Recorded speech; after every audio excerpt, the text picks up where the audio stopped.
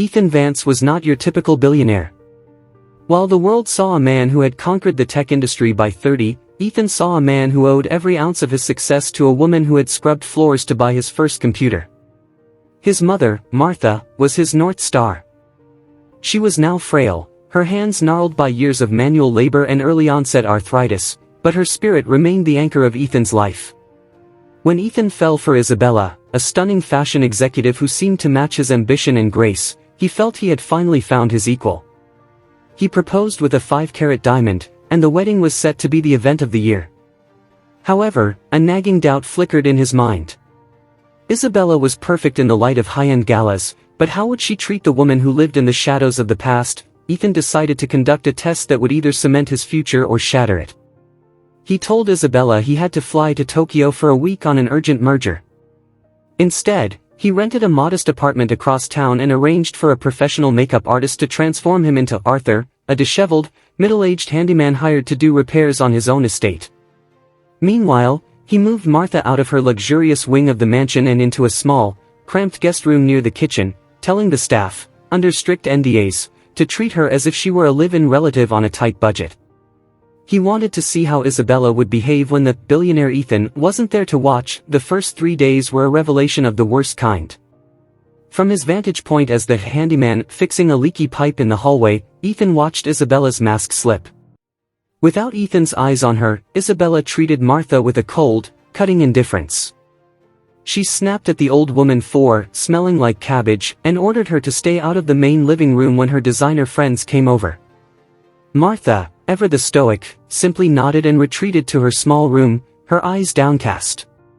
Ethan's heart broke with every dismissive comment Isabella made, but he waited, hoping for a moment of redemption that never came. On the 4th day, the tension reached a breaking point. Isabella was hosting a pre-wedding brunch. When Martha accidentally tripped and spilled a drop of tea on Isabella's silk rug, Isabella didn't just get angry, she exploded. She called Martha a burden and told her she was lucky Ethan hadn't put her in a state home yet.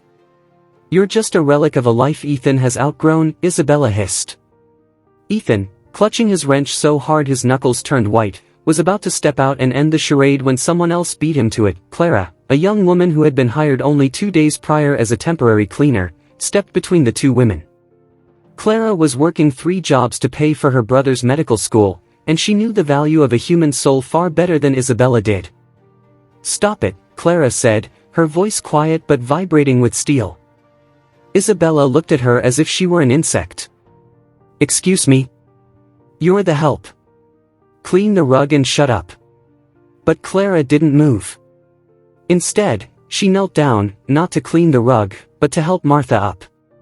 She gently wiped a stray tear from the old woman's face and looked Isabella dead in the eye.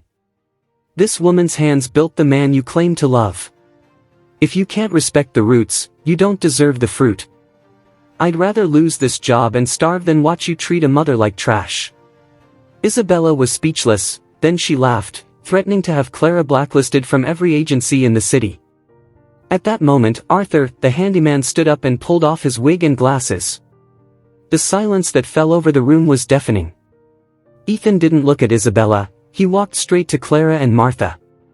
He took his mother's hand and kissed it, then turned to Clara. "You did the impossible today," Ethan said, his voice thick with emotion. "You chose humanity over a paycheck in a house where you thought no one was watching." The fallout was swift.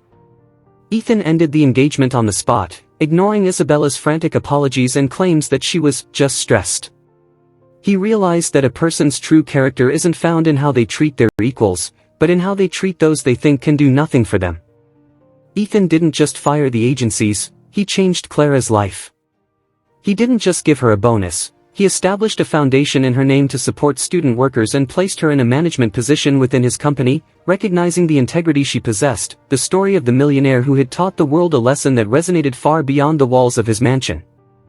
It reminded everyone that wealth is a temporary status, but kindness is a permanent legacy. Ethan and Martha remained inseparable, and Clara became a lifelong friend of the family. The mansion felt different after that, not because of the expensive art or the sprawling grounds, but because the air was finally cleared of pretense. The greatest treasures are never found in a safe or a bank account, They are found in the courage to stand up for someone who cannot stand up for themselves.